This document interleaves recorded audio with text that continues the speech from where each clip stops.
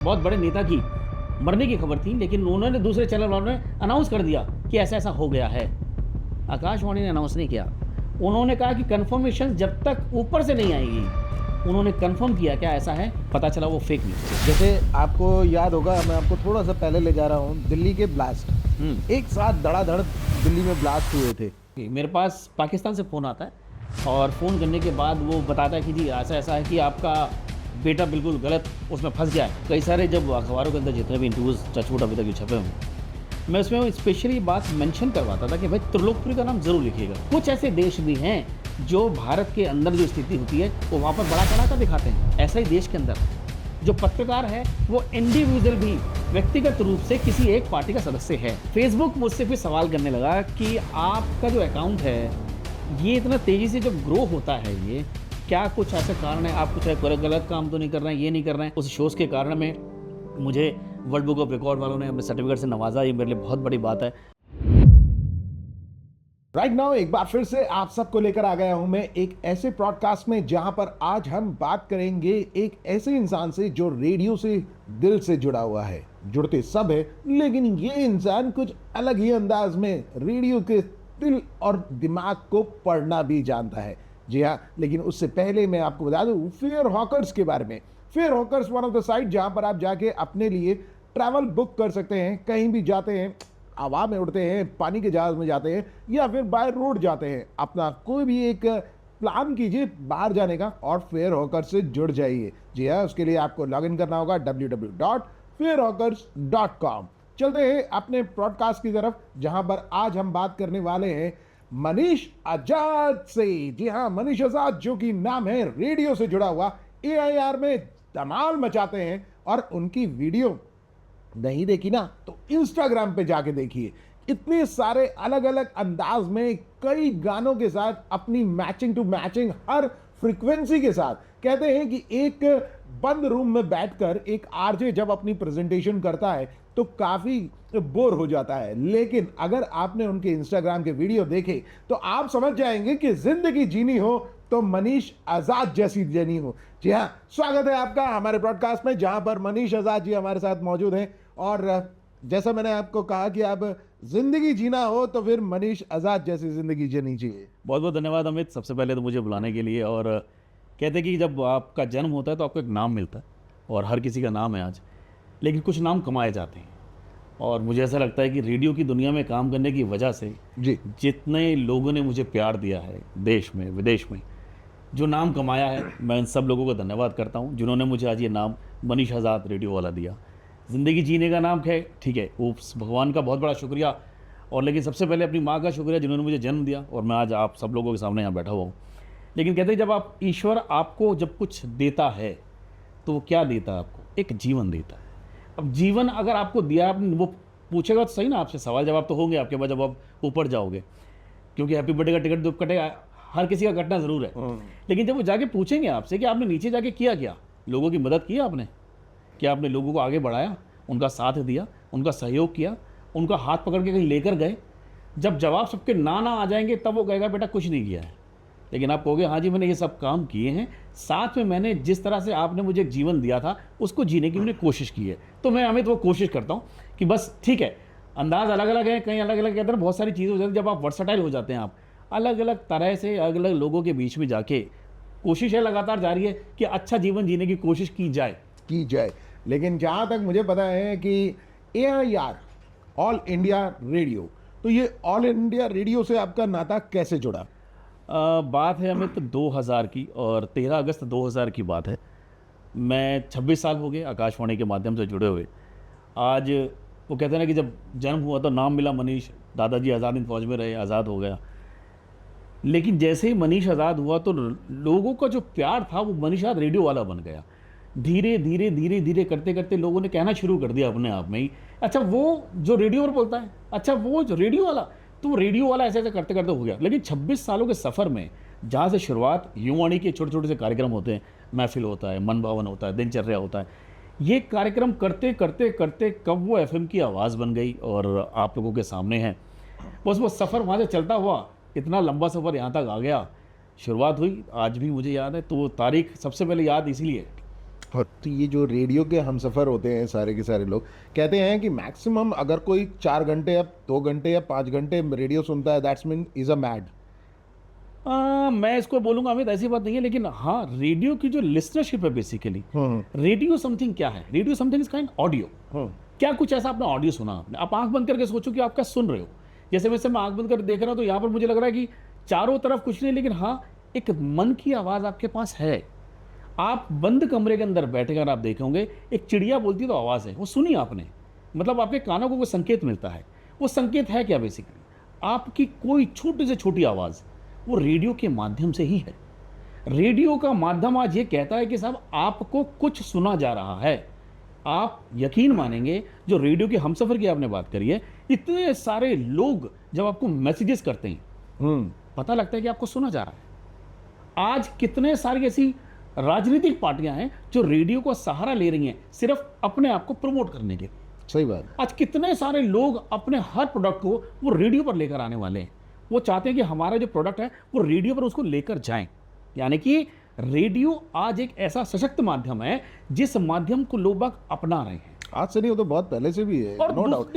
देखिए जवाहरलाल नेहरू के टाइम पे देख लीजिए, पहला संदेश जब आज़ादी का लोगों ने सुना तो शायद टीवी सबके घर में नहीं था, है ना। तो रेडियो पे पहली खबर आई देश आज़ाद हो गया है, तो एक गांव में सिर्फ एक रेडियो होता था और वहाँ से पता चलता था कि मैसेज टू मैसेज चला गया। लेकिन आज की डेट में ये जो डिजिटल वर्ल्ड हो गया है, जिसमें मन की बात जैसे प्रधानमंत्री साहब करते हैं, AIR पे हर बार आते हैं, आप सभी कई बार रूबरू हुए, आपने देखा, बात करी, तो कैसा अनुभव हुआ पहले के टाइम में और अब के टाइम के रेडियो में, क्या फ़र्क आ गया? अभी पीछे मुझे बहुत अच्छे से याद है, अभी पीछे एक हम किसी एक इंटरव्यू में बैठे हुए थे, तब वहाँ पर कहा कि सर आज मुझे ऐसा लगता है कि रेडियो का जो एक चलन है वो कम होता जा रहा है धीरे धीरे। मुझे ऐसा लगता है, लेकिन अमित पर्सनली मैं आपको बता रहा हूँ, जब आपकी एक दुकान दूसरी पड़ोस की दुकान की खुल गई, यानी कि एक मिठाई वाली दुकान ऑलरेडी है, पड़ोस में अगर दुकान खुल गई, क्या होगा वहाँ पर? क्या उस दुकान की बिक्री कम हो जाएगी? अब क्या हुआ, लोग बाग उस दुकान पर भी जा रहे हैं और उस दुकान पर भी जा रहे हैं। आज 11 कमर्शियल चैनल्स हैं जो पूरे दिल्ली के अंदर चल रहे हैं, दिल्ली NCR के अंदर। उन कमर्शियल चैनल्स के अंदर उसमें 2 अंग्रेजी के हैं, आकाशवाणी के FM गोल्ड हो गया, FM रेनबो हो गया। We are public service broadcasters, हम लोग पब्लिक के लिए काम करने वाले हैं, यानी कि पब्लिक के हित की खबरें उनके लिए काम करना, चाहे वो स्वास्थ्य की हो, चाहे वो शिक्षा की हो, चाहे वो किसी भी रिलीजन में आप उसमें देखते हैं। लेकिन हम ये देख रहे हैं कि आपके पास जो चीज़ है वो क्या दिखाना चाहते हो आप। तो रेडियो का माध्यम क्या है बेसिकली? जब आपने बोला पंडित जवाहरलाल नेहरू जी ने जब पहला भाषण दिया, लेकिन अगर भाषण की बात करेंगे तो रेडियो का पहला जो कार्यक्रम था, पहले सिर्फ यही था कि आपको वो सब रेडियो के माध्यम से बताना है। मैंने ऐसे ऐसे व्यक्तियों को देखा है कि जब वो रेडियो हाथ में लेकर बसों में ट्रैवल करते थे और कहीं दूर दूर ट्रैवल करते करते जाते थे, उनके कांधे पर रेडियो था, सिर्फ किस लिए? कमेंट्री सुनने के लिए। किस लिए? समाचार सुनने के लिए। आज भी आकाशवाणी के माध्यम पे जो समाचार आता है उसकी तटस्थता देखने के लिए लोग, दूसरे चैनल वाले ये देखते हैं कि अगर ये खबर आकाशवाणी से आई है तो ये सही होगी, क्योंकि हम लोग फेक न्यूज़ नहीं दे सकते और ना ही हम देते हैं। तो इसकी जानकारी कभी कभी बहुत अच्छी, अभी पीछे हमारे आकाशवाणी में स्टूडियो के अंदर बड़े दिग्गज लोग आए हुए थे और जब वो बैठ के कुछ बात कर रहे थे तो एक खबर किसी के उस समय बहुत बड़े नेता की मरने की खबर थी, लेकिन उन्होंने दूसरे चैनल वालों ने अनाउंस कर दिया कि ऐसा ऐसा हो गया है। आकाशवाणी ने अनाउंस नहीं किया, उन्होंने कहा कि कन्फर्मेशन जब तक ऊपर से नहीं आएगी, उन्होंने कंफर्म किया क्या ऐसा है, पता चला वो फेक न्यूज़ थी। आप सोच के देखिए, क्या ऐसी फेक न्यूज़ से आजकल हम सब जब सुबह उठते हैं, आजकल व्हाट्सएप यूनिवर्सिटी है, व्हाट्सएप यूनिवर्सिटी के अंदर एडमिशन लेने के लिए आपको मूर्ख होना सबसे ज़्यादा इंपॉर्टेंट है मेरे हिसाब से। आप कोई भी न्यूज़ आपके व्हाट्सएप पर आती है, आप बिना सोचे समझे उसको आगे फॉरवर्ड कर देते हैं, जबकि आपको ये पता ही नहीं है कि वो चलन है पैसे कमाने का, फेक न्यूज़ है। आप उसको, मैं अपने शोज़ के माध्यम से वाली बात मैंने कितनी बार लोगों को बोली है कि भाई आप पहले जो खबर आपके पास आई है वो देख लें, कल को भगवान न करे को आप बोल दे कि यार अमित हॉस्पिटल में भर्ती हो गया, मैं कैसे मान लूँगा यार। शायद यही खबर आपके मोबाइल में 5000 लोग हैं, 2000 में उनके पास मैसेज पहुंच गए, 0.1%, 50 लोगों ने मान भी लिया भर्ती हो गया। सोचो परिवार वालों पर क्या बीतेगी यार, जबकि वो बिल्कुल गलत है, किसी ने फेक बना दिया, प्रोपोगंडा है लोगों का। तो इन बातों को भाई ध्यान में यहाँ तो रखना चाहिए। अभी लास्ट देखिए, जो अभी प्रोटेस्ट वगैरह अभी इतना चला देश में, यहाँ तक कि प्रधानमंत्री के ऊपर भी ये छीटाकशी हुई कि उनकी भी फोटो टांग के नीचे आपने लिख दिया श्रद्धांजलि करके। इतनी आज़ादी जो फेसबुक के जरिए मिल रही है या फिर सोशल मीडिया दे रहा है, क्या इससे राष्ट्र हित की बातें हो रही है कि आप प्रधानमंत्री को सीधा दिखा रहे हैं कि गलत है? क्या इससे देश की छवि जो है देखिए, इंटरनेशनल लेवल पे कितनी खराब होगी? वो तो बहुत बड़े लोग हैं, देश चलाने वाले लोग हैं, देश को आगे बढ़ाने के लिए वो जो क्या क्या सोच रहे होंगे तो उनके ऊपर है। मैं तो कहता हूँ वहाँ तक जाने की जरूरत ही नहीं है ना, आम आदमी की बात करते हैं हम, आपकी मेरी बात है। हम पहले अपना जो खुद का विवेक भगवान ने दिया है, इसका क्यों ना यूज़ करते हैं? सही बात। हम अपना विवेक क्यों ना लगाएं कि क्या ये खबर सही है कि नहीं है? अब सोचिए ना, पीछे एक ऐसा अभिनेता, धर्मेंद्र जैसा अभिनेता को अगर इतना बड़ा चैनल ये बोल देता है कि जी वो स्वर्ग सिधार गए, अलविदा कह गए। इंडिया का नंबर 1 न्यूज चैनल है ना, टीवी हम नंबर 1 की बात ही नहीं है करते ना, तो हम वो कहते हैं ऐसा कि बोल रहा आप था। देश के नेशनल चैनल हैं आप अगर इस तरह की जब गलतियां करेंगे तो और जो लोग हैं वो क्यों ना करें? ऑब्वियस है। जब वो कहते हैं कि जब वो कर सकते हैं तो हम क्यों ना करें? क्या मेरे को ये कहने का अधिकार नहीं है? आप सोचिए ना, अब उनके पुत्र पर क्या बीती।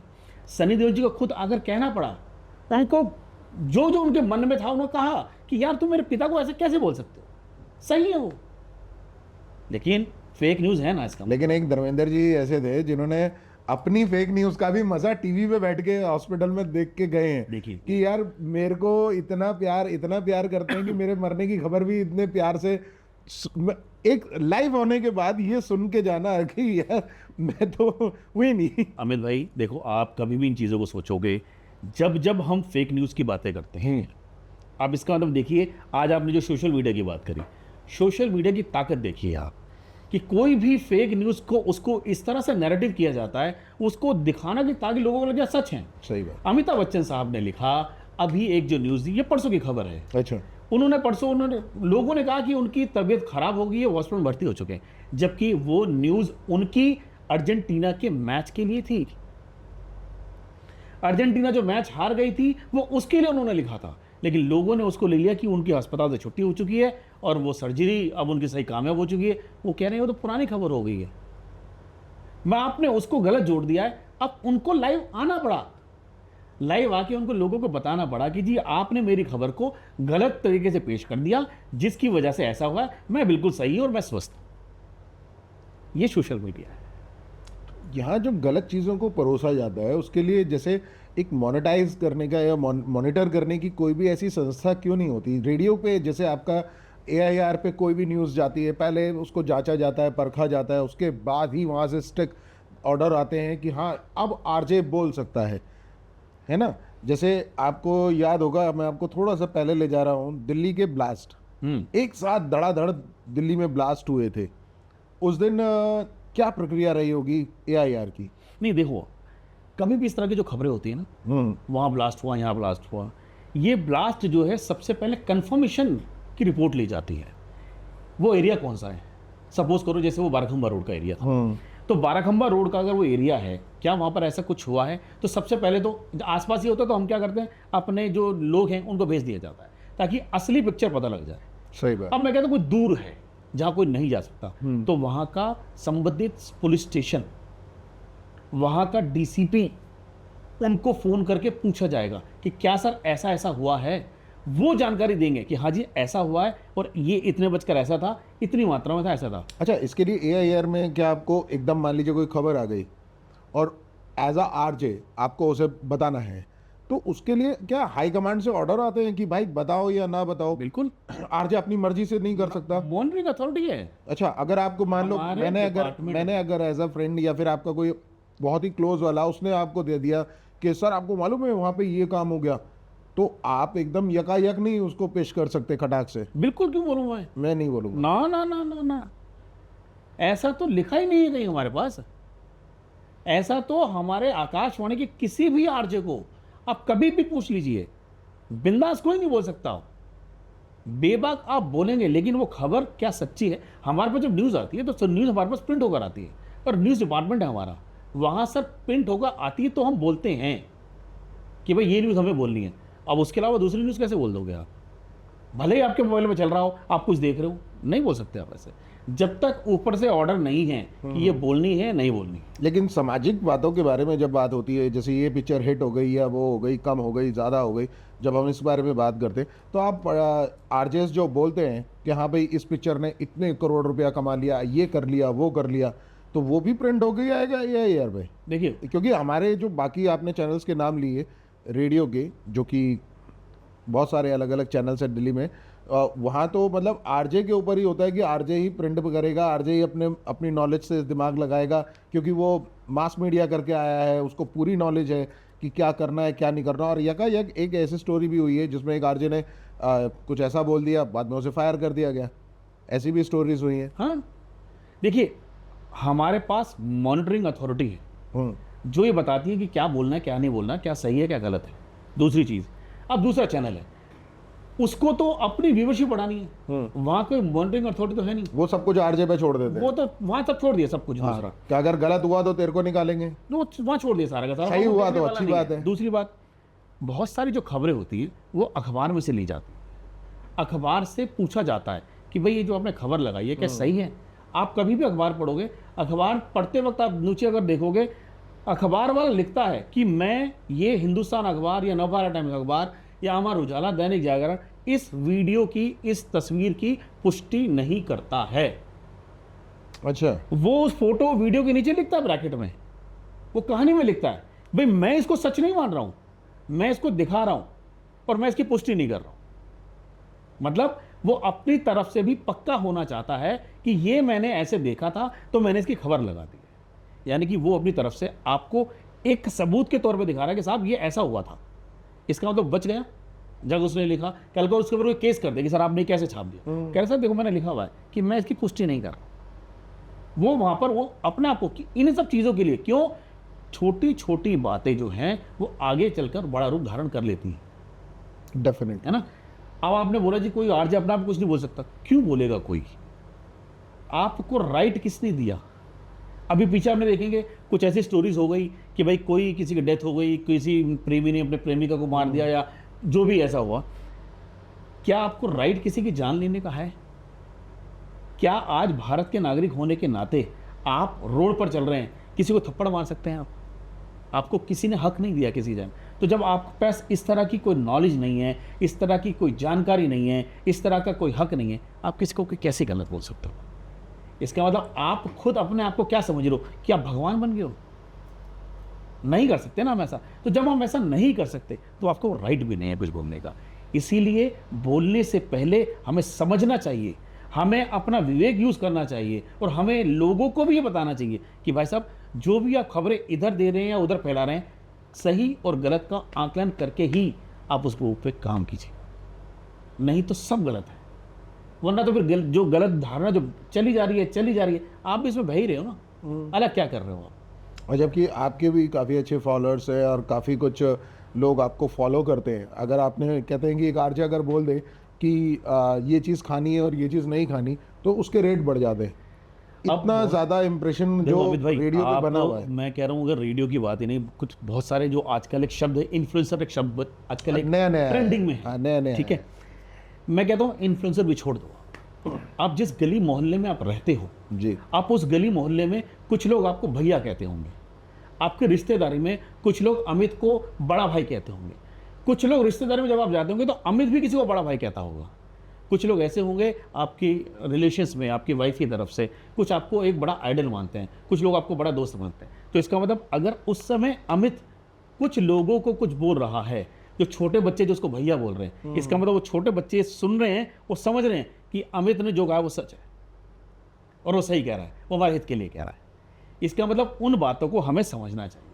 तो अगर अमित उन बच्चों को गलत है, बेटा कल आपको 2 पॉकेट मार के लानी है, 3 चाकू मारने हैं और 2 ऐसे काम करने, तब आपको ये सारे के सारे जो काम है, क्या अमित उनको ये सिखा रहा है? नहीं, अमित उनको क्या सिखा रहा है? बेटा चोरी करना पाप है, गलत काम नहीं करना है, पढ़ाई करनी है, आगे बढ़ना है। क्योंकि उनको पता है अमित भाई हमारे बड़े भाई हैं, वो हमें गलत शिक्षा नहीं देंगे।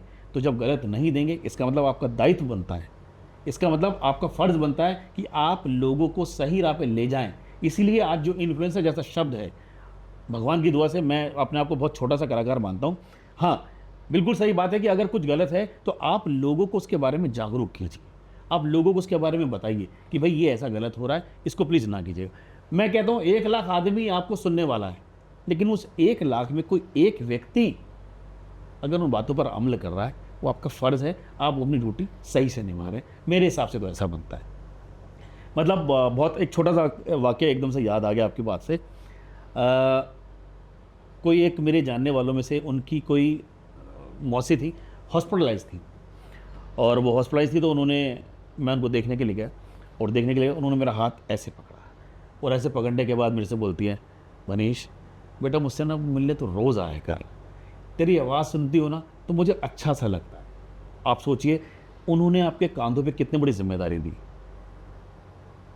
वो जिम्मेदारी दी है कि अगर तू आ जाएगा तो मेरे सेहत के अंदर, मेरे स्वास्थ्य में थोड़ा सा सुधार हो जाएगा। तेरे से मिलकर मैं हंस जाती हूँ, इसका मतलब आप लोगों की हंसी का भी कारण हैं। वो कहते हैं ना, कभी कभी आपने देखा होगा व्हाट्सएप पे, यूनिवर्सिटी पे बहुत सारे पे चीज़ आते हैं कि शायद कोई आपको देखकर खुश हो रहा हो, तो किसी की खुशी का कारण तो बनिए आप। अगर आप किसी की खुशी का कारण बन सकते हैं तो अच्छी बात है। तो शायद इसी वजह से लोग मुझे मनीषा रेडियो वाला इसीलिए कहते होंगे कि हाँ भाई मनीष भाई जो कुछ कह रहे हैं साथ सही कह रहे होंगे। तो अगर सही गलत आपके पास चीज़ें आ रही है, आपको करनी चाहिए। लेकिन आंकने के बाद पहले आप खुद एज अ जज उसे जज कर लो कि वो उस लेवल की है या नहीं है। इसीलिए तो मैंने कहा, इसीलिए सर का कहना सिर्फ इतना सा है कि अपनी व्हाट्सएप यूनिवर्सिटी को पहले एक बार चमका लें, पहले एक बार अपना माइंडसेट करके देख लें कि आफ्टर ऑल वो सच है या गलत, तभी उसे शेयर करें या फिर आगे किसी और को फॉरवर्ड करें। बिल्कुल सही बात है। अब देखो, अभी जैसे आपने बात बताई है, अब जैसे हर किसी के परिवार के अंदर कभी ना कभी कोई ना कोई अस्पताल में भर्ती होता ही है। जब अस्पताल में भर्ती तो डॉक्टर कहता है भाई हमें खून चाहिए। कहने के लिए अगर मेरे ही परिवार में आज किसी को अगर खून की ज़रूरत होगी, सही बात तो मुझे पहले उसकी जानकारी अपने अधिकारी को देनी पड़ेगी कि क्या मेरे को 2 बोतल खून की ज़रूरत है, तो क्या मैं बोल सकता हूँ। हमारे पास ऐसी जानकारी आती है, तो ये जानकारी हमारे पास हमारे डिपार्टमेंट से ऊपर के अधिकारी जो लोग हैं वो हमें देते हैं कि भाई इस मरीज़ को ऐसे उसकी ज़रूरत है, उसका नंबर भी हम अनाउंस करते हैं तब, ताकि हम वो जो जानकारी है भाई हमें पता चलना चाहिए ना।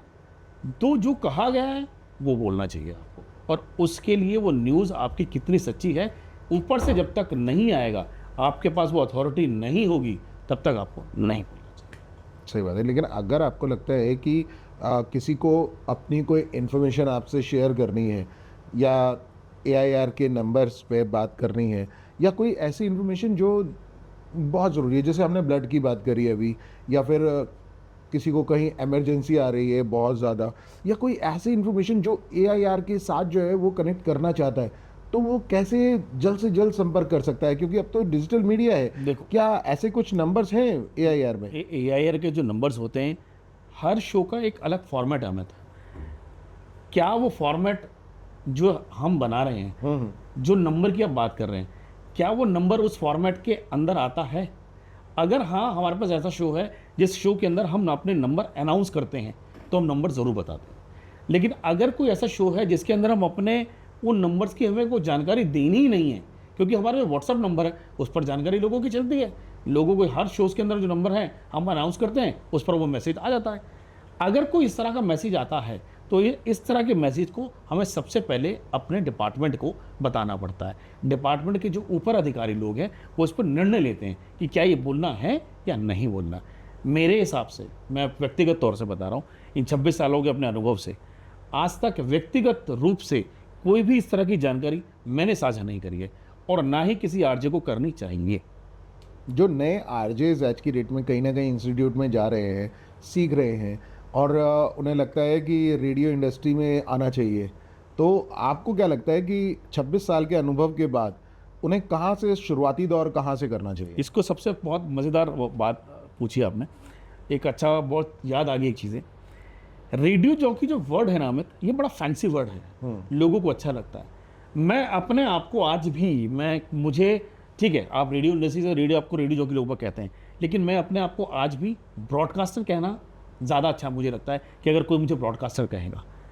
अब लोग बाग अपने आप इसी ने ब्रॉडकास्टर कहने लगे, लेकिन मैंने ये फील किया है पर्सनली, इस लेवल पर बच्चों ने काम सीखा नहीं, रेडियो का कोर्स पूरा किया नहीं और उन्होंने अपने नाम के नीचे लिख दिया रेडियो जॉकी। कितने सारे ऐसे मैं लोगों को जानता हूं जो रेडियो पर कुछ नहीं कर रहे हैं लेकिन वो अपने आप को रेडियो जॉकी कह रहे हैं। मैं किसी शख्स का ऐसे नाम नहीं लूँगा। किसी दिन मुलाकात होती है हमारी और मंडी हाउस पर मेरे को बुलवाया जाता है और कहा जाता है कि साहब ये रेडियो जॉकी है भाई, आपने इनको सुना नहीं? तो मैंने कहा सर देखो मैं तो बहुत छोटा सा रेडियो ऑफिसर, तो आप कौन से चैनल पर? तो मैंने बताया, मैंने कहा सर आप कौन से चैनल पर हैं? तो उन्होंने चैनल का नाम बताया। तो मैंने कहा आप उस चैनल पे क्या करते हैं? वो चैनल पे तो लेकिन आज वो नहीं है। तो वो झेप गया एकदम से कि यार ये तो अंदर के सब लोगों को जानता है। तो जब मेरे को ऐसे लगा फिर अच्छा दूसरा मैं क्यों कहूँ कि भाई साहब आप गलत आप वो कर रहे हैं। शायद उनको ऐसा करने से कोई फ़ायदा हो रहा होगा, शायद ऐसा करने से उनको मज़ा आ रहा होगा, शायद ऐसा करने से नाम बड़ा हो रहा, जो भी उनके रीज़न्स हैं वो व्यक्ति जानता है। लेकिन जब आप अपने आप को आरजे, रेडियो जॉकी आप लिखते हैं तो इसका मतलब जिम्मेदारी है यार। आप फेक कब तक चलोगे? आप सोच के देखिए। मैं कहता हूँ ना, मैं हमारे जो बड़े अधिकारी लोग हैं मैं उनके सामने आज तक अपने आप को रेडियो जॉकी कहा ही नहीं मैंने आज तक, क्योंकि मैं उन लोगों के सामने क्या हूँ? कुछ भी नहीं। वो इतने बड़े ब्रॉडकास्टर्स हैं जिन्होंने रेडियो की दुनिया को पता नहीं कहाँ से कहाँ पहुँचाया, तो उनके सामने मैं तो उनसे सीखा हूँ। सीख कर जी मैं बोलने लगा सर आप रेडियो जॉकी सर। जैसे सिद्दीकी साहब हो गए, अमीन सयानी साहब हो गए, है ना? तो अमीन सयानी साहब के सामने तो बात ही खत्म हो देखो जाती है। जो बड़े- उनका भी कभी आपके सामना हुआ हो? हाँ मतलब मैं AIR में? ना मतलब AIR में तो नहीं, लेकिन हाँ मेरी उनसे फ़ोन पर बात हुई। अच्छा। और फ़ोन पर बात करने के बाद बहुत ही देखिए आप, मैंने एक पर्सनली लेवल पर जो देखा है, जी जी। सीखने की एक तो अमित कोई उम्र नहीं, ठीक है ना? जब आपकी कोई उम्र ऐसी है नहीं सीखने की, तो आपको क्या करना है? आपको देखना है कि वो व्यक्ति वहाँ कैसे पहुँचा है। क्या वो अपने अनुभव से तो पहुँच ही रहा है? इसके अलावा बहुत शालीनता चाहिए आपको, क्योंकि ऊंचाई पर पहुँच तो बहुत लोग जाते हैं, वहाँ टिके रहना बहुत मुश्किल है। क्योंकि ऊंचाई जैसे जैसे बढ़ती जाती है ना, उसकी चोंच भी ऐसी ऐसी बढ़ती जाती है। तो वहाँ पर चोंच पर बैठना, क्योंकि चुभन भी है, दर्द है, बहुत तपस्या चाहिए उन सब चीज़ों पर पहुँचने के लिए। बावजूद उसके वहाँ टिकना हर किसी के बस की बात। 26 साल से आप AIR में, आप ही की भाषा में बोल रहा हूँ, माफ़ कीजिएगा, टिके हुए हैं। और जो ये टिकना आपने बताया कि काफ़ी कठिन होता है, तो क्या आपको लगता है कि बॉयज़ एंड गर्ल्स दोनों ही इसमें पार्टिसिपेट कर रहे हैं? एक उम्र का दायरा होता है, जैसे कि हमारे कई और भी आरजेस हैं, नावेद भाई हैं और नितिन साहब हैं, उल्टा पुल्टा नितिन, इन सबको हमने सुना। रौनक हैं, अब रौनक ने भी अपना चैनल छोड़ के अपना ही ब्रॉडकास्ट सिस्टम कर दिया, अपना सेट कर दिया। तो क्या हम उम्मीद करते हैं कि मनीष आज़ाद अपने रेडियो करियर को चलाते चलाते 52 या 53 ईयर्स के आसपास आगे चल के जब गवर्नमेंट जॉब को बाय करेंगे तो अपना चैनल बनाएंगे या अपनी कम्युनिटी रेडियो बनाएंगे या अपना ब्रॉडकास्ट लेकर आएंगे? ऐसा तो भी मतलब दिमाग में कुछ भी नहीं है हमें, लेकिन बी फ्रैंकली अगर मैं बताऊं, जब आपने कहा ना 26 साल का एक्सपीरियंस, तो मैं कहता हूँ मैंने तो जिन लोगों के साथ मैं काम कर रहा हूँ वो 35 सालों से हैं, 36 सालों से हैं। तो अगर वो वहाँ टिके हैं तो मेरा तो अभी सबसे पहला एक गोल क्या है, पहले आगे तो बढ़ूँ, पहले मैं 35 वाली उस पर कैटेगरी पे पहुँचूँ। भाई वहाँ भी तो पहुँचना है ना अभी, क्यों अभी तो यहीं तक पहुँचो आप। दूसरा जो मेरे आज स्टूडेंट हैं, आज कई सारे मैं यहाँ पे आपको कट करूँगा सर, बिल्कुल कट करूँगा, आपकी जानकारी के लिए भी और आप दर्शकों की जानकारी के लिए भी। आज जो सिस्टमैटिक चल रहे हैं आरजेस, उनके माइंड में तो यही सेट है कि भाई आप जैसे रौनक को देख लीजिए, अभी माशाल्लाह बहुत ही यंग है ना? उससे उसके और भी कई सारे और भी आरजेस हैं जो यंग है, लेकिन जैसे ही चैनल्स में थोड़ा सा नाम रुतबा या हुआ, इवन हमारे नावेद भाई भी, नावेद के कई वीडियोस ऑलरेडी चलते हैं, we are always happy to sees. लेकिन आपने कभी ऐसे चैनल्स के साथ रह के भी, AIR जैसे बड़े नाम के साथ रह के भी, कभी आपने नहीं सोचा कि आप कोई मीम्स बनाएं या फिर कुछ ऐसे कुछ अपना चैनल से स्टार्ट करके मूव करने की कोशिश करें? क्योंकि नावेद भाई का जैसे अब ऑलरेडी उन्होंने मिर्ची और बहुत सारे चैनल्स ज्वाइन करे और छोड़ भी दिए, लेकिन फिर उसके बाद उन्होंने अपना इतना बढ़िया ब्रॉडकास्ट बना दिया कि हर दिन वो एक मीम्स डालते हैं, हर दिन एक मार्केट में अपनी स्टैंड अप कॉमेडीज के अकॉर्डिंगली मार्केट पे स्टैंड करते हैं, और उसके बाद वो कपिल शर्मा शो में भी गए। देखो मैं जो अगर अमित अभी पर्सनली अपनी बात करूं, एक तो मैं ना सोशल मीडिया का बहुत पीछे हूँ वहाँ से, मैं मुझे वो दुनिया जो है वो समझ में कम आती है, सही में बताऊँ तो।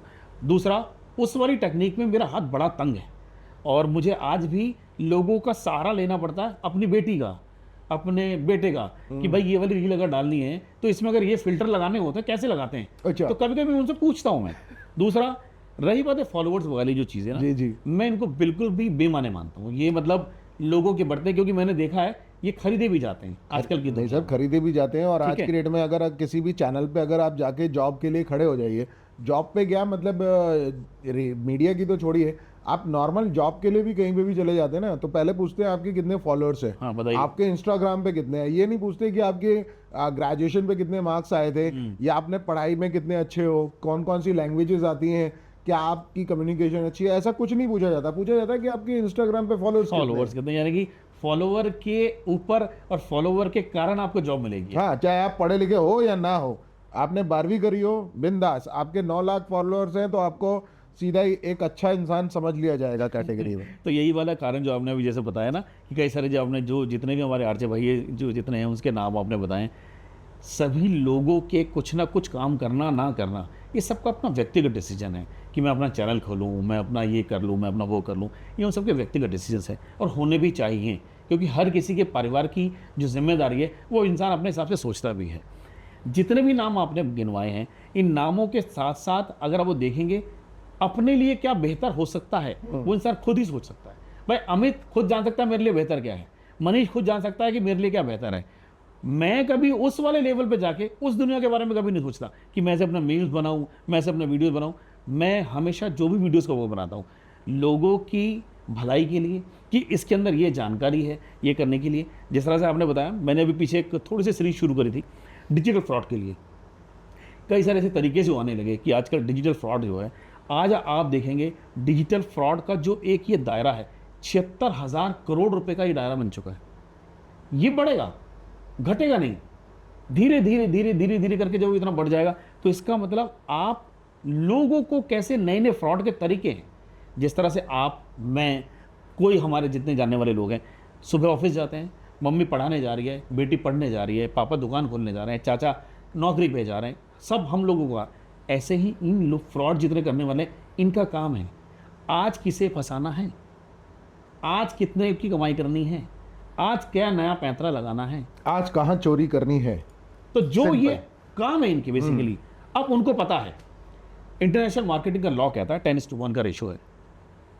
अगर आपको एक पेन बेचना है, 10 आपको बसों में चढ़ना पड़ेगा तब जाके एक बिकेगा। तो आपको पता है कि अगर मैं 100 बसों में चढ़ूंगा जब जाके 10 मेरे पेन बिकेंगे।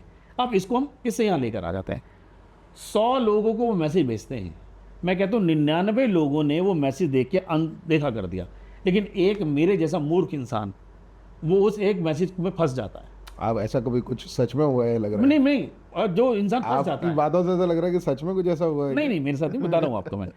तो वो फंस जाता है, जब वो फंस गया इसका मतलब जो लोग शातिर लोग बैठे हैं उनका काम बन गया। अब वो आज की उनकी कमाई हो गई। अब वो कल, मैंने ऐसे लोगों के, मेरे पास पाकिस्तान से फ़ोन आता है और फ़ोन करने के बाद वो बताता है कि जी ऐसा ऐसा है कि आपका बेटा बिल्कुल गलत उसमें फंस गया है। और आप देखेंगे दोनों यंग लड़के हैं, बिल्कुल कुर्ता पजामा पहन के वो बैठे हुए हैं। तो वीडियो पर वो उन्होंने ऐसे वो फ़ोन किया तो मैं इनको देखा जी क्या, तो मैंने कहा जी हाँ, मैं तो घर में देखा। तो उसने वीडियो बंद कर दिया, फिर उसने व्हाट्सअप कॉल पर आ गया। वो कॉल पे वो बोलता है कि आपका बेटा इस समय वो वैसे तो वहाँ बंद हो चुका है और उसको पैसे करने वाले हैं उसको पैसे। मेरा बेटा सामने सोफे पर बैठा है, तो मैं उसको चुप कर रहा हूँ। मैंने कहा चुप रहा। मैंने कहा हाँ जी बताइए फिर क्या करना है। तो आप उसको छुड़ाइए। तो मैंने कहा नहीं छुड़ाना नहीं, उसकी पिटाई कीजिए आप, अगर उसने गलत काम किया है। कह रहा हूँ आपका बेटा है। मैंने कहा हाँ मेरा बेटा, मारिए उसको आप। तो उसने, जैसे मैंने उसको बोला मारिए, उसने फ़ोन काटते काटते मुझे हिंदी की 4-5 कविताएं सुना दी, बढ़िया वाली। मतलब इतनी अच्छी अच्छी कविताएं। तो मैंने उसको बोल भी रहा, मैंने फ़ोन काटते वक्त कि भाई ये कविता अगर सुनाने के लिए फ़ोन किया था मुझे, तो मेरे को भी बोल देता, मुझे भी तेरे से 4 अच्छी आती हैं, मैं भी सुना सकता था तेरे को हिंदी की कविता। मतलब कहते हैं ना कि अमित की हिंदी की कविता जब उसने मेरे को सुनाई, तो हिंदी की कविता मैं आपको स्पष्ट कर देता हूँ यहाँ पर थोड़ा, कि कुछ ऐसे अपशब्द होते हैं जो मैं यहाँ ऑनर नहीं बोल सकता हूँ। तो उसने वो सुनाए, तो फिर मैंने कहा कि मतलब आपकी ये देखिए उम्र नहीं है, छोटी सी उम्र है आपकी, आप ये सब काम कर रहे हैं ऐसे। तो फिर वो हिंदुस्तान पाकिस्तान पर आ गए कि ऐसा वैसा। लेकिन वही है, जब फ़ोन काट दिया तो काट। कहने का मतलब ये कि इन लोगों का काम है रोज़ाना किसी ना किसी को हैक करना। हैकिंग वाले लोग हैं। लेकिन अब अगर हम बात करेंगे मनीष आज़ाद के कैरियर की स्टार्टिंग दौर की, क्या परेशानियों का सामना करना पड़ता है इतने नाम को 26 साल कमाने के लिए क्या शुरू की जो परेशानियां आपको फेस करनी पड़ी AIR में आने से पहले या फिर स्टार्टिंग दौर में? अमित, अगर मैं इन 26 सालों की बात नहीं करूं, मैं अगर पूरे जर्नी की बात करूं, मैं जब से जन्म से लेकर अभी तक, एक जगह है जिसकी जगह का नाम है त्रिलोकपुरी, ठीक है, मयूर फेज़ 1 के पास में एक जगह है जिसको जे कॉलोनी कहते हैं, मतलब झुग्गी झोपड़ी क्लस्टर बेसिकली उसका नाम है। उस 25 गज के घर में रहने वाला इंसान जो वहाँ से निकल कर मैं आज यहाँ तक पहुँचा हूँ। कई सारे जब अखबारों के अंदर जितने भी इंटरव्यूज़ टचवुड अभी तक जो छपे हुए हैं, मैं उसमें स्पेशली बात मेंशन करवाता था कि भाई त्रिलोकपुरी का नाम ज़रूर लिखिएगा प्लीज़। उसका कारण है, जितनी जे कॉलोनियाँ लोगों की नज़र में एक वो कहते हैं ना, आपकी जो आइडेंटिटी बन जाती है, अरे झुग्गी झोपड़ी वाले लोग ऐसे होते हैं यार, जे कॉलोनी वाले लोग ऐसे होते हैं यार। मैं कहता हूँ अगर किसी अखबार के अंदर मेरा इंटरव्यू छपता है, बाई चांस की बात, उस अखबार की 50 लाख कॉपियाँ गई तो 50 लाख जगह वो नाम गया। अब वो 50 लाख में से मैं कहता हूँ मात्र 500 पेपर उस त्रिलोकपुरी जैसे एरिया के अंदर भी आए, उन्होंने पढ़ा कि भाई ऐसे है। शायद उन 500 में से कोई ऐसे 5 लोग होंगे कि हाँ जी हमें भी ऐसे आगे आना चाहिए, तो किसी की सोच तो शायद बदलेगी कि तब कोई तो सोचेगा नहीं यार त्रिलोकपुरी में ऐसे लोग भी रहते हैं। तो इसलिए हर जगह पर जब अच्छे अच्छे लोग रहते हैं तो कहीं ना कहीं बदलाव शायद मैं लाने की यहाँ पे तो मैं सिर्फ इतनी सी बात करूंगा। करूंगा, जीनियस कहीं पे भी पैदा हो सकते हैं। अब इसको आप जीनियस कहें, कुछ भी जीनियस कहें। कह सकते हैं। देखिए सर, आपसे कई लोगों को बहुत सारी उम्मीदें अभी भी हैं और कई उम्मीदों पे आप बहुत ही भारत के लिए बहुत ज़्यादा सजग रूप से आगे आते हैं। इंटरनेशनल लेवल पे जब बात आती है, मनीष आज़ाद का नाम बहुत तरीके से सोच समझ के लिए आता है, बिकॉज AIR का बहुत बड़ा नाम है ना। और तो जब आप इंटरनेशनल लेवल पे रेडियो को प्रेजेंट करते हैं किसी सम्मेलन में, तो वहाँ कौन कौन सी बातों का ध्यान रखना पड़ता है आपको? सबसे बड़ी खास बात तो जो आकाशवाणी एक जो शब्द है ना हमें, ये अपने आप में बहुत बड़ा शब्द है। मतलब मैं कहूँगा आकाशवाणी ने मेरे जैसे छोटे से कलाकार नहीं, मतलब बड़े बड़े लोगों को बनाया है आकाशवाणी ने। अगर आप देखोगे तो उन्होंने बहुत कुछ दिया है। तो आकाशवाणी बेसिकली क्या, देने वाली एक जननी है। वो एक बड़ा ऐसी इंस्टीट्यूशन है जहाँ से बहुत सारे लोग, मतलब मैंने कहा ना मेरे से तो भाई तो बहुत छोटा सा कलाकार हूँ साहब, एक बहुत सारे लोगों ने बहुत कुछ सीखा। और जब जब आप विदेश की जब आपने बात करी, मैं एक छोटा सा वाक्य आपको बताता हूँ। मैं दुबई शोज़ करने के लिए गया था वहाँ पर, तो जब मैंने वहाँ पर बोला कि आई एम फ्रॉम आकाशवाणी, मतलब लोगों की तालियों की गड़गड़ाहट इस बात का सबूत थी कि इसका मतलब वो आकाशवाणी जानते हैं।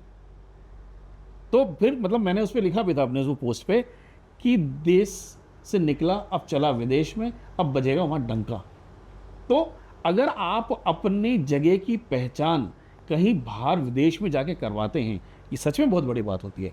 और आकाशवाणी का नाम, जब मैं बड़े बड़े मंचों में जब FM रेनबो आकाशवाणी का नाम लेता हूँ, मुझे खुद में अपना में बहुत फख्र महसूस होता है कि मैं उस इंस्टीट्यूशन का हिस्सा हूँ किसी भी रूप में। देखिए आज नहीं कल, कल नहीं परसों उस जगह से मुझे अलविदा तो लेना पड़ेगा, लेकिन जब तक आप उस जगह पर हैं तो आप उसका हिस्सा हैं। ये अपने आप में एक प्राउड फील करने वाली बात है।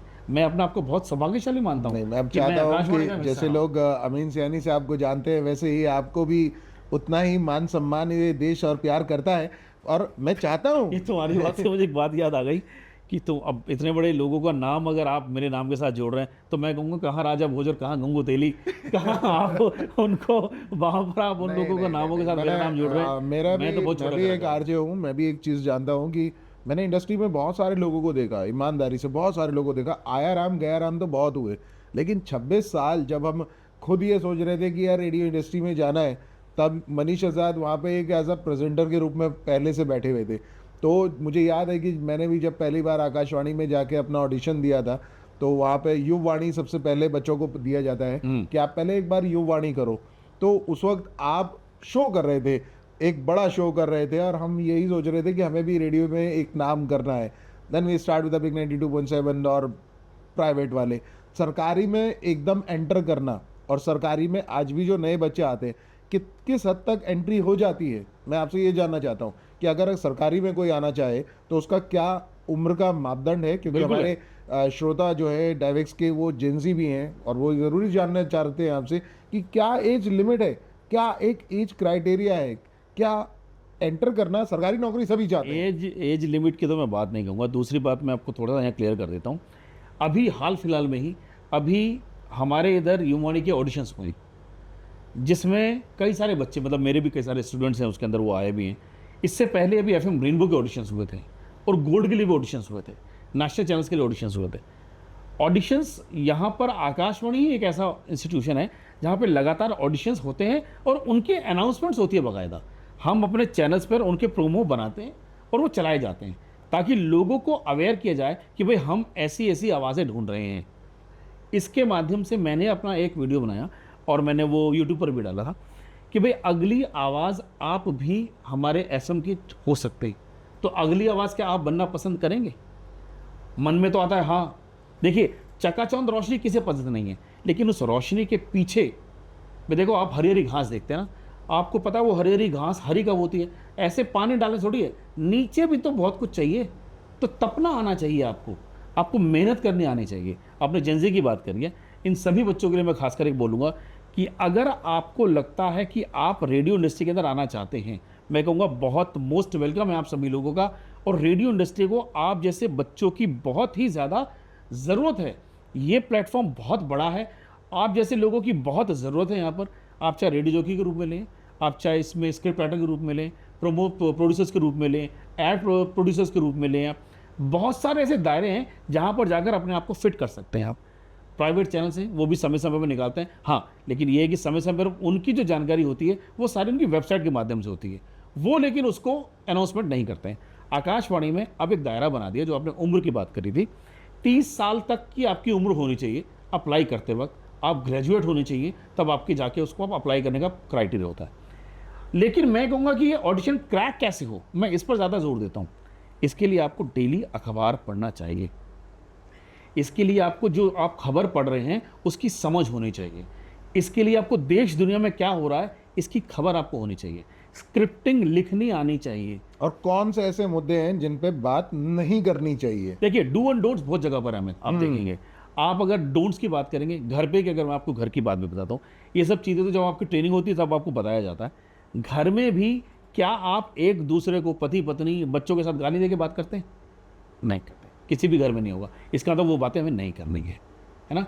क्या आप, भगवान ना करे, आपके घर में आपके पापा, आपकी मम्मी या आपका चाचा कोई बहुत ज़्यादा, उनका जो कलर है वो बहुत ज़्यादा डार्क है, तो क्या आप उनको उन कलर को देके संबोधन करते हैं या चाचा जी कह के संबोधन करते हैं? चाचा जी कह के संबोधन करते हैं। एक बहुत ज़्यादा कोई मोटा व्यक्ति है, आप उसको बोलते हो मोटे इधर आना, आप उनका नाम लेते हैं तो उनको एड्रेस दिया जाता है। इसका मतलब आप जब उनके नाम से संबोधन उनको करते हैं, ये बताया जाता है। आप काले को अगर काला बोलोगे, किसको दुख नहीं होगा यार? ये डोंट्स हैं, आपको ये नहीं बोलना है। दूसरा, जब आप पीएसबी हैं, पब्लिक सर्विस ब्रॉडकास्टर होने के नाते आपकी ड्यूटी ज़्यादा बनती है। दूसरा, मैंने कहा ना, आप भूल जाइए कि आपको 1 लाख आदमी, 10 लाख आदमी सुन रहा है, लेकिन अगर उन 1 लाख 10 लाख में से किसी एक की आपने आत्मा को अंदर छेड़ दिया ना, और ठेस पहुंचाई है, तो आपने गलत किया है। एक बहुत बड़े आरजे हैं और उनका नाम मैं बिल्कुल नहीं लूँगा, और उन्होंने एक नेपाली कम्युनिटी के लिए उन्होंने बहुत कुछ शब्द उन्होंने गलत बोल दिया गया था। आप ये यकीन मानिए, क्या उस कम्युनिटी को आपने नीचा आंका? क्या आपने, और जबकि वो कम्युनिटी से इंडियन आइडल बना, वो प्रशांत तमंग की मैं बात कर रहा हूँ, प्रशांत तमंग इंडियन आइडल बने थे। एक रेडियो जॉकी ने कहा कि अब जितने भी जी शादी करने वाले लोग हैं, अब वो इंडियन आइडल बन जाएंगे। आपने क्या मतलब, आप इससे क्या साबित करना चाहते हैं? जी शादी करने वाले इंडियन आइडल नहीं बन सकते हैं क्या? या आप ये साबित करना चाहते हैं कि ये लोग सिर्फ कुछ और ही काम कर सकते हैं? या ये साबित करना चाहते हैं कि ये लोग इंडियन आइडल बनने लायक ही नहीं है? आपने कम्युनिटी पर प्रहार किया, तो जब कम्युनिटी प्रहार हुआ, उन्होंने वापस उसके ऊपर प्रहार किया, नौबत उसकी नौकरी तक की आ गई। सोचिए, मतलब आप बिल्कुल भी कुछ नहीं बोल सकते हैं, आप कम्युनिटी के खिलाफ आप क्यों बोलेंगे? कल को मैं आपको, आपके नाम को कोई दूसरे नाम के बोलकर या आपको अपशब्द कहकर अगर आपको कोई एड्रेस करे, आपको कैसा लगेगा? धर्म पे अगर बात करते हैं कि रेडियो पे धर्म के बारे में भी बात नहीं करते? हाँ, देखिए, हम हर किसी का, हमारा धर्म अलग है ना। वो धर्म घर के अंदर है, बाहर क्यों जाए? और रेडियो पर क्यों जाए? बाहर का मतलब रेडियो, आप जब रोड पर जाते हैं तो क्या आप अपने माथे पर लिख के चलते हैं कि मैं हिंदू, मुझसे हिंदू वाला बात करें? नहीं, वो धर्म घर के अंदर है। मेरे घर में मुझे सिखाया जाता है पूजा कैसे करनी है, दूसरी कम्युनिटी सिखाया जाता है कि आपको नमाज कैसे पढ़नी है, दूसरी कम्युनिटी सिखाती है आपको गुरुद्वारे कब जाना है, आपको मंदिर कब जाना है, चर्च कब जाना है। ये घर के अंदर सिखाया जाता है। आप रोड पर चलते हुए नहीं सिखाते हो आप। तो जो घर की बात है वो घर के अंदर रहनी चाहिए। धर्म आपका खुद का है और उसको आप मानते हैं, आपका परिवार फॉलो करता है। उन धर्म के आधार पर ही आप अपने घरों के अंदर रीति रिवाज निभाते हैं, वो घर के अंदर हैं। आप रोड पर चलते पूजा नहीं करते हो आप। लेकिन आज का जो सिस्टम है, अगर हम रेडियो की इन बातों को साइड रख के थोड़ा सा बाहर निकल के बात करें, तो देश की कई ऐसी बातें हैं जो कि अब ये जैसे अभी जेनजी आंदोलन चल रहा था, स्टडीज को लेके जेनजी को आगे करके हवा में बातें हो रही थी सारी की सारी। लेकिन यही चीज़ें जब इंटरनेशनल मार्केट से देखा जाता है, एक पत्रकार के रूप में आपसे पूछने की कोशिश कर रहा हूँ कि जब इंटरनेशनल मार्केट में भारतीय छवि खराब भी होती है, और वही चीज़ जैसे आपने कहा कि घर की बात घर में, लेकिन आज जब समाज में इतनी सारी चीज़ें खुल गई हैं, है ना, तो देश की कई चीज़ें बड़ी मीडिया जो हैं, लाइक बीबीसी हो गया या इंटरनेशनल ऑस्ट्रेलिया मीडिया हो गया, जब वो इंडिया के अंदर झांक के देखती हैं तो उन्हें वो चीज़ समझ में आ जाती है कि यहाँ पे चल क्या रहा है, तो उसका खुलासा जैसे हो जाता है खुल के। उस विषय में आप क्या कहना चाहेंगे? देखो अमित, अब देश आहत कब होता है कि जब देश का युवा, अगर वो लगता है कि कहीं गलत रास्ते पर भटक रहा है। देश का युवा आज नशे की आदी हो चुका है। देश का युवा कुछ गलत कर रहा है और जो कि नहीं करना चाहिए। नौकरी नहीं है ना सर। ठीक है, अब उसके कारण में काम हाँ। करते हैं। अब जिस तरह से आपने आज समय बताया कि जेनजी वाले जो लोग काम कर रहे हैं, वो किस बात से आहत है? क्यों इतनी मेहनत करने के बाद अगर कोई एग्जाम क्रैक होने की बजाय और पता चलता है कि वो विफल हो गया है, क्यों? क्योंकि कुछ लोगों ने उसको हैक कर दिया था। कुछ लोगों की वजह से सारा का सारा एग्जाम्स आपको री करना पड़ा। दूसरा, कितने बच्चों ने आत्महत्या करी, उनका क्या कसूर है यार? मेहनत करी ना, लेकिन उनको ये लग रहा था कि शायद दूसरा मौका नहीं मिल पाएगा। हर कोई इंसान अपने आप को ना आंक सकता है कि ऐसा होता है, जबकि सरकार ने तो दोबारा पेपर इतनी जल्दी करा दिए। करवा भी दिया। दूसरा, मैं कहता हूँ इन सब बातों को हटा दीजिए आप। अब कुछ लोगों का काम रोटियां सेकने का है। ऐसे ही मैं पत्रकारों की बात नहीं कर रहा, मैं ऐसी रोटियां सेकने का काम कुछ देशों के ऊपर डालता हूं, वो करते हैं। कुछ लोग, आपका पड़ोसी शायद आपको नीचा दिखाने के लिए किसी भी हद तक जाएगा, अगर आपके उससे संबंध अच्छे नहीं है तो इसका मतलब कुछ ऐसे देश भी हैं जो भारत के अंदर जो स्थिति होती है वो वहां पर बड़ा चढ़ा कर दिखाते हैं। अभी पीछे अगर आपने देखा था, अभी जो ऑपरेशन सिंदूर हुआ, हम आज भारतीय होने के नाते हम सबको पता है कि भारत की स्थिति क्या रही थी, भारत ने किस तरह से उनको मुंह तोड़ जवाब दिया था। लेकिन अगर आप पाकिस्तान की मीडिया को अगर आप देखते हैं, उनके चैनल्स को अगर आप देखते हैं, शायद आपने कोई चैनल ना देखा हो, लेकिन मैंने उस दौरान पाकिस्तान के चैनल्स देखे हैं। उन चैनल्स पे यह दिखाया गया है कि उन्होंने हमको मुंह तोड़ जवाब दिया है, यानी कि अपनी दुकान का माल अच्छा बताना और दूसरे की जो रबड़ी है उसमें नमक ज़्यादा बताना, ये दूसरे देशों का काम है। और ऐसे ही वो लोग कमाते हैं और ऐसे ही व्यूअर्स होते हैं। इससे देश को कठिनाई तो है ही, इससे देश को आहत भी है। इसीलिए आज ये राजनीति जो मुद्दा है ना, कई देशों पे और कई बड़े लेवल पर जाकर इस रूप को धारण कर लेता है। राजनीतिक मुद्दे भी रेडियो पे बात नहीं होते हैं कभी नहीं। हम वो चाहते ही नहीं कि वो करे जाए, क्योंकि आरजे किसी एक स्वतंत्र पार्टी का सदस्य नहीं है। मैं अपने घर में, लेकिन इसी को मैं यहाँ थोड़ा सा रोक के, टीवी इंडस्ट्री में कुछ पत्रकारों के ऊपर इल्जाम डिबेट लगाए जाते हैं कि डिबेट में वो कहते हैं भैया आप उसी पार्टी के हो, काहे बीच में इतना चर्चा कर रहे हो, आपका काम बीच में एक सूत्रधार की तरह है, सूत्रधार बन के रहिए, लेकिन आप तो पार्टी के किसी और पे घुस जाते हैं। मैं इसका जवाब बहुत आपको क्या बता। घर में आज एक परिवार में एक बेटा पापा को ज़्यादा पसंद करता होगा, एक लड़की माँ को ज़्यादा पसंद करती होगी। इसका मतलब घर में दो लोग बटे हुए हैं, मम्मी की तरफ ज़्यादा है, पापा की तरफ ज़्यादा है। ऐसा ही देश के अंदर है। जो पत्रकार है वो इंडिविजुअल भी व्यक्तिगत रूप से किसी एक पार्टी का सदस्य है। अब मैं कहता हूँ वो मोदी जी को बहुत अच्छा मानते हैं, ठीक है, मैं कहता हूँ वो राहुल जी को बहुत अच्छा मानते हैं। ऐसा नहीं है कि कुछ लोग अखिलेश को अच्छा नहीं मानते होंगे, मानते होंगे। कुछ लोग शायद उनको भी अच्छा मानते होंगे, तो कुछ लोग प्रशांत किशोर जी को मानते होंगे। हर किसी की एक पसंद है। तो जब अपनी पसंद की बात कही जा रही है और वो उसके खिलाफ कुछ सुन रहा है, तो वो इंसान कैसे सुनेगा?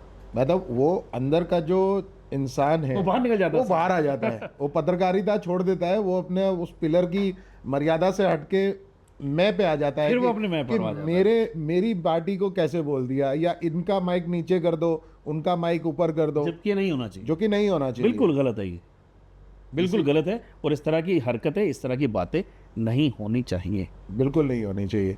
अब हम बात करते हैं कोविड के टाइम की। हम्म। तो ये जो दौर हुआ जिसमें आपको लगा कि सब लोग थोड़े परेशान थे, लेकिन मुझे पता है कि मनीष आजाद जी इसमें परेशान बिल्कुल भी नहीं थे। वो अपनी परेशानियों थे या नहीं थे ये तो वही अभी बता देंगे हमें, लेकिन ये बात सच है कि आप उनकी सारी रीलों को अगर स्क्रॉल करके नीचे नीचे नीचे नीचे नीचे देखेंगे तो कोविड के टाइम पे जो सबसे ज़्यादा मनोरंजन प्रोग्राम आपने फेसबुक पे किए, जिससे फेसबुक वाले भी हिल गए थे कि ये कौन खतरनाक इंसान आ गया जो सबसे ज़्यादा लाइक कमेंट्स ले रहा है। तो ये दौर कैसा था और क्या हुआ था उस देखो, दौर में? पैंडेमिक अगर देखा जाए उस दौरान में अमित, हर कोई परेशानी है, घर में रहना, कुछ करना नहीं, कहीं जाना नहीं है।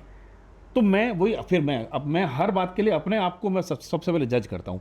मैं चाहे वो व्हाट्सएप को मैसेज किसी को भेजना हो, किसी को कुछ लिखना हो या किसी को कुछ कहना हो। लेकिन एक बात ये बताइए ना कि जब आपकी रील्स कोई भी उठा के देख लें, आप अकेले बैठे हैं, स्टूडियो में बैठे हैं, पीछे AIR का बोर्ड लगा हुआ है, आपने गाना लगाया नहीं और मस्त तरीके से फुल उस पर डांस करना शुरू कर दिया, मैं जट यमला पगला दीवाना, जो ये जो अंदाज आप एकदम ले लेते हैं तरीके से, और वो ऑडियंस को कैसे कनेक्ट करता समय है? तो मेरे ख्याल से पूरे भारत में कोई बंदा, उस पूरे समय तो भारत में, आर्टिस्ट घुस जाता है। जी, वो भारत में कोई ऐसा फेसबुक लवर भी नहीं है जो सेम टू सेम ऐसी रील बनाने की जुर्रत भी करता हो आज की डेट में। जो मैं वही पेंडिंग में आपको वही बता रहा हूँ, जब कोरोना वाला टाइम चल रहा था तो हर कोई घर में बैठा कि इंसान करेगा क्या। हाँ, तो मैंने अपने आप को आंका कि मुझे आता क्या है। मुझे क्या लगा कि मुझे म्यूजिक्स के शोज़ करने आते हैं, मैं रेडियो वाला इंसान हूँ, तो क्यों ना कैसे शोज़ बनाया जाए जिसके अंदर कुछ लोगों से रेडियो पर वैसे बात कर ली जाए। हमने सीज़न पहला शुरू किया तो पहले सीजन के अंदर मैंने कुछ कलाकारों को लेना शुरू किया, बड़े बड़े कलाकार, एक से दूसरा, दूसरे तीसरा ऐसे बढ़ता गया। मुझे ऐसा लगा कि शायद यही एक वो चीज़ है जो लोग मांग रहे थे। अच्छा, दूसरा, जब मैंने भी पहला सीज़न किया तो मुझे लगा कि ये जो कोविड है 14 दिन का तो है ही, ख़त्म हो जाना है। 22 मार्च 2019 को पहला मैंने अपना शोज़ ऑन किया था। ठीक है, लोगों को बड़ा पसंद आया, अगले दिन और लोग आ गए, अगले दिन और लोग आ गए। मैंने देखा इन 4 सालों के दौरान में जब मेरा शो 38 देशों के अंदर देखा और सुना जाने लगा, भारत के 76 ऐसे शहर थे जहाँ से मुझे मैसेजेस आने लगे, तो मुझे लगा कि यार एक वही एक काम है जो लोगों को पसंद आ रहा है। दूसरा, सबसे बड़ी उपलब्धि के लिए मैं सभी को हाथ जोड़कर धन्यवाद, और सच में उनका धन्यवाद व्यक्त करता हूँ जिन्होंने मेरा शो देखा। मैं भारत में, आपको पता है 9 रात के कब बजते हैं, लेकिन फिजी में रात के भारत के हिसाब से 9 कब बजेंगे ये फिजी में जो रहता है वही बता पाएगा। ये युगांडा में रहने वाला बंदा वही बताएगा, ऑस्ट्रिया में रहने वाला बंदा उसको पता होगा, ऑस्ट्रेलिया में, जापान में, न्यूजीलैंड में, न्यू जर्सी के अंदर, USA में, कनाडा के अंदर, ऐसी कोई कंट्री नहीं जहां लोगों ने मुझे सुबह उठकर अपने मोबाइल में अलार्म लगाकर मुझे ना सुना। उन्होंने एक को दिया, एक ने दूसरे को दिया, दूसरे ने तीसरे को दिया। भारत में चर्चा क्या होनी शुरू हो गई कि आपका अगर कोई बाहर रहता है, आप उसको कुछ बोलो या सुने ना सुने, भाई ये जरूर सुन ले। फेसबुक मुझसे फिर सवाल करने लगा कि आपका जो अकाउंट है ये इतना तेज़ी से जब ग्रो होता है, ये क्या कुछ ऐसे कारण है, आप कुछ गलत काम तो नहीं कर रहे हैं, ये नहीं कर रहे हैं। धीरे धीरे सीज़न 2 और सीज़न 3 तक मेरे किसी गाने पर कोई भी वो बैन नहीं लगाते थे, लेकिन सीज़न 4 जैसे ही शुरू हुआ उन्होंने मेरे गाने म्यूट करने शुरू कर दिए। मेरा शो जैसे 1 घंटे का ख़त्म होता था, उसके बाद जो गाना उनको लगता था उनकी लाइब्रेरी के हिसाब से नहीं आ रहा, वो म्यूट कर देते गाना। अब मैं उनको रीज़न देता था कि सर मेरा इसमें कोई 1 रुपये का कोई लेना देना नहीं है, मेरा कोई इसमें मॉनेटरी बेनिफिट नहीं है, और ना मैं चाहता हूँ, लोगों को एंटरटेन कर रहा हूँ, और ये शो सिर्फ एंटरटेन के माध्यम से। ये आपने मेल लिखा फेसबुक को? मैं ये वाली मेल शायद मैंने अपने फेसबुक के शोज़ में 600 शोज़ के दौरान में मैंने लगभग, शायद मुझे ऐसे जितनी अच्छी तरह से याद है, 4500 गाने मैंने चलाए हैं। 4500 गानों के लिए अगर मैंने 2000 गानों के लिए ईमेल नहीं लिखी तो मैंने कुछ नहीं लिखा। मैं 10 बजे शोज़ खत्म होने के बाद फेसबुक से क्या रिप्लाई आता था? वो बाद में जिनको लगता था वो हटाना, वो हटा देते थे, और जिनको नहीं लगता था फिर वो म्यूट रहने देते थे। फेसबुक उनका पे कहना काम किया था कि ये गाने हमने कुछ कंट्रीज के अंदर बैन कर दिए, भारत में सुना जा रहा है। अच्छा, तो उस दौरान में सब लोग आपस में जुड़ते थे। जब मेरा फेसबुक लाइव चलता था तो लोग आपस में कहते थे भैया 9 बजे से 10 बजे तक की डोज है, ये यहीं मिलेगी, बाद में तो इंजेक्शन की दवा खाली हो जाती है। क्या बात है। क्योंकि वो गाने निकल जाते थे उसके अंदर से। कुछ गानों को वीडियो चल रहा है लेकिन गाने की उन्होंने आवाज़ काट दी। तो ये फेसबुक ने करना शुरू किया बात में। वो धीरे धीरे धीरे धीरे धीरे यही कारण हुआ, उस शोज़ के कारण में मुझे वर्ल्ड बुक ऑफ रिकॉर्ड वालों ने अपने सर्टिफिकेट से नवाजा। ये मेरे लिए बहुत बड़ी बात है और बहुत गिनीज बड़ी वर्ल्ड अचीवमेंट है। रिकॉर्ड और on a Facebook live. World book of record जो मेरे पास उन्होंने दिया, WBR वालों का मैं बहुत धन्यवाद करता हूँ कि उन्होंने मुझे इस काबिल समझा कि मेरे 600 शोज़ जो लाइव हुए थे, इसके लिए उन्होंने मुझे जो सर्टिफिकेट दिया। और आप सभी लोगों का धन्यवाद जितना मुझे प्यार दिया फेसबुक पर उस समय।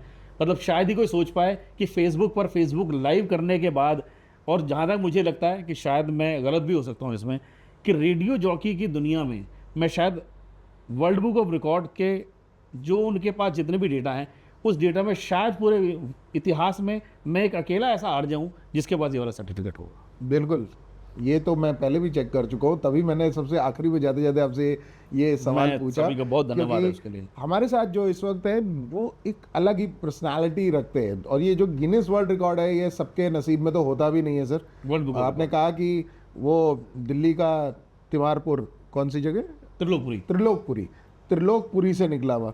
और त्रिलोकपुरी के जो बच्चे आज की डेट में ये बात जानते हैं कि मनीष आज़ाद जी हमारे यहाँ पे, कितना प्राउड फील करते होंगे कि गिनीज वर्ल्ड रिकॉर्ड में नाम, बहुत बड़ी बात है। नहीं, सब बच्चे जितने भी हैं वहाँ पर, सब बच्चों को सिर्फ एक ही बात पता होती है कि भैया सिर्फ पढ़ाई पर जोर देने के लिए बोलते हैं। आज भी मैं जब जाता हूँ वहाँ पर तो लोगों को हमेशा वो यही है, भैया आ गए, भैया आ गए, भैया आ गए। इवन आज तक के मैं कितनी बार, अभी भी ऐसा ही होता है, बच्चों के एग्जाम्स होते हैं, मैं उनसे जाके पूछता हूँ कि बेटा आज का एग्ज़ाम कैसा गया, क्वेश्चन पेपर ला के दिखाओ। उनके मम्मी पापा भी आज तक अगर घर में कुछ वो गड़बड़ करते हैं, आने दे भैया को, शाम को तेरी शिकायत उनसे करूँगी। वो आज भी ऐसा है कि भैया भैया किसी का नाम, बच्चे का स्कूल में नाम लिखवाना, भैया क्या नाम लिखवाते हैं बताइए, भैया उसका जो पैन कार्ड का फॉर्म भरना है, बैंक का फॉर्म भरना है, कुछ भी है। मतलब अब तो ऐसा हो गया कि कुछ काम ऐसे होते हैं माँ के पास छोड़ जाते हैं कि भैया आएगा, भैया को एक बार दिखा देना, वो हाँ कर देंगे तब हम। इवन आज मैं सुबह की बात बता रहा हूँ, आते हुए पंखा लेना है किसी को तो भैया से पूछ लेना कौन सी दुकान से लेना है, कितने का आ जाएगा। क्या बात है, वो तो एक बात है ही है। लेकिन ये तो पर्सनल बातें हो गई, लेकिन मैंने तो कहा ना कि जब एक आरजे अगर बोल दे कि भाई कौन से ब्रांड का आपको टूथपेस्ट यूज करना है, तो उसकी भी सेल बढ़ जाती है। देखो सेल कभी ऐसा भी हुआ कि किसी कंपनी ने आपको बोला हो कि सेल बढ़ा दो? इन चीज़ों के लिए मैं इसको ऐसे नहीं बोलता, मैं इसको बोलता ना, ट्रस्ट जो है बेसिकली कमाना पड़ता है यार। माँ बाप ने तो आपको जन्म लेके नाम दे दिया ना, लेकिन उसके बाद अगर आप ट्रस्ट कमाते हो तो वो आपकी असली कमाई है। और मैं सच में बहुत धन्यवाद सबका व्यक्त करता हूँ कि मुझे जो उन्होंने अपना वो ट्रस्ट दिया है, और मैं उसको निभाने में, बनाने में, अगर मैं शायद किसी रूप से अगर अच्छी तरह से उसको सही जगह लेके जा रहा हूँ, मैं बहुत आभारी हूँ आप सभी का। डायवेक्स की इंटायर टीम ये जानती है कि एक आरजे जो कि इंटरनेशनल लेवल पे गिनीज वर्ल्ड रिकॉर्ड में अपना नाम लेके आ चुके हैं, वो आपके साथ आज अपने कुछ प्यारे से विचार व्यक्त कर रहे थे। लेकिन एक विचार मेरे माइंड में भी है जो पूछना बहुत ज़रूरी है। आपको इंटायर डायवेक्स के लोगों को आज एक संदेश देना होगा कि कौन सी ऐसी चीज़ है जिससे भारत की तरक्की हो सकती है, और कौन सी ऐसी चीज़ है जिसे भारतीयों को अवॉइड करनी चाहिए, दूर रहना चाहिए। कौन सी ऐसी दो बातें हैं? दो काम के लिए जब सबसे पहला काम जो है, मेहनत, मेहनत और मेहनत। सच्ची ईमानदारी से और लगन के साथ मेहनत करते चले जाओ, आप आगे बढ़ जाओगे। चलना शुरू करोगे तभी कहीं पहुंचोगे, चलना नहीं शुरू करोगे तो कैसे पहुंचोगे। तो इसके लिए धीरे धीरे धीरे छोटे छोटे कदम लेके चलते चले जाओ, आप आगे बढ़ जाओगे। पूरी टीम के लिए जो नहीं करना, एक तो बेईमानी नहीं करनी, छल कपट नहीं करना, किसी के दूसरे की चीज़ को हथियाना नहीं है, झूठ नहीं बोलना, जबकि इंसान बहुत झूठ बोलता है। कोशिश करो कि आप कम से कम अपने आप से झूठ ना बोलो, क्योंकि हम हर कोई जानते हैं आप कितने पानी में हैं, क्या कुछ कर सकते हैं। दो बातें जो मैं अपनी ज़िंदगी के अंदर फॉलो करता हूँ वही मैंने आपको बताई हैं। बस इन दो बातों पे रखते रहिए। आपकी टीम क्या, ये देश देखिए कहाँ जाएगा, और इस देश को सच में आपकी टीम जैसे लोगों की बहुत ज़रूरत है। क्या बात है। डायवेक्स की इंटायर टीम जो अभी थी आरजे मनीष आज़ाद के साथ, तो अब आप लोगों को कमेंट करके बताना है कि आपने मनीष जी के साथ आज जो समय बिताया वो आपको कैसा लगा।